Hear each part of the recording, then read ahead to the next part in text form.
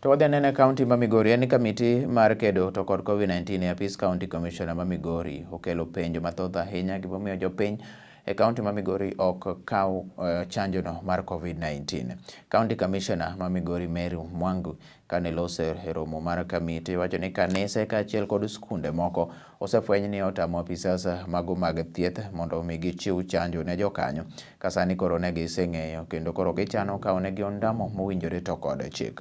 Kaluwore kod Director mar Public Health e Migori Kennedy Ombogo olero ne ji 35,000 kende mago ma osekawo chanjo mokwongo to pok odok e chanjo mar ariyo kaka dwarore. Kendo giwacho ni koro gidhi fwenyo nying-gi mar chwalo ne migawo mochung' ne weche maiye to kod arita e pacho kae mondo okaw negi ondamo. Kwan ji maromo 144 to kod 15 gin mago moseyudo chanjo duto te ariyo e kaunti ma Migori.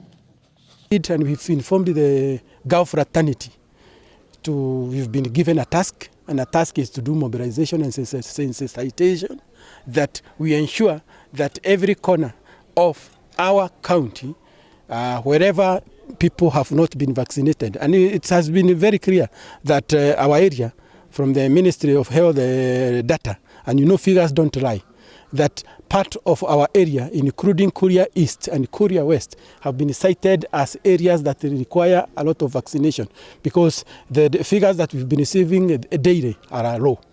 So this means that our target is that particular area. Our other area that we have decided to target on are institutions.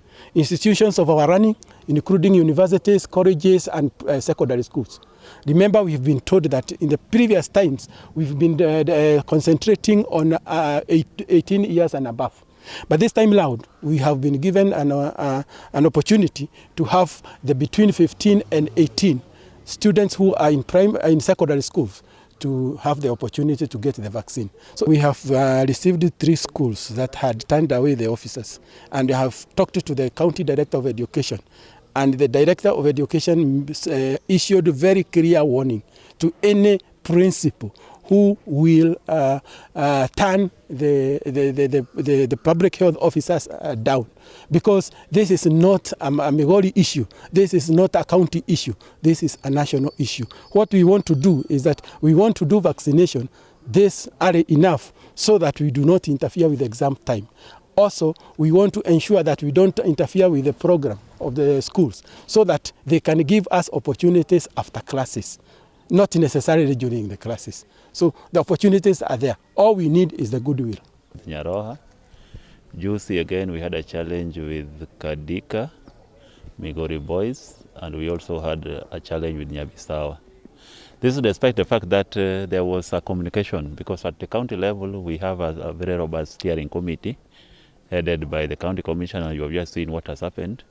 The director of education, the director of TSC are all very supportive of the exercise, and they did show that by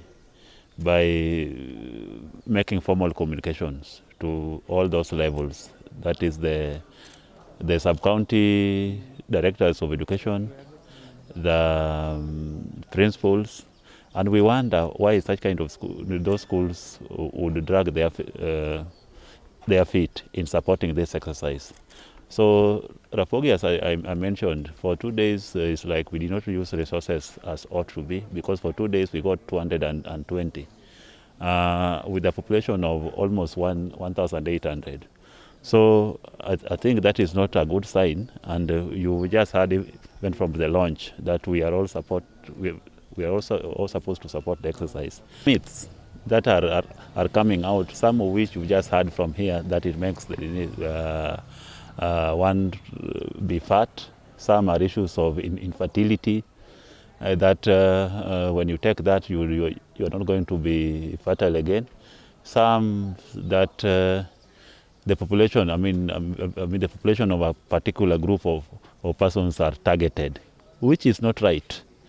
Because if it is fatness, then we know the nutrition aspect of it coming in. Vaccines are not nutrition. BCG, polio, HPV for the cervical cancer, those are not food.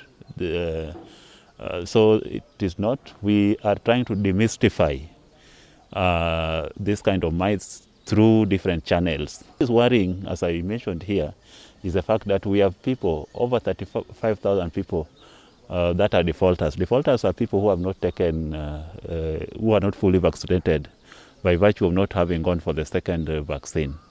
So we've mapped them out. We have a list that we intend to share with the Interior Ministry so that these people can come out. It's a very special day in Migori and Kenya in general that we are launching the COVID vaccination.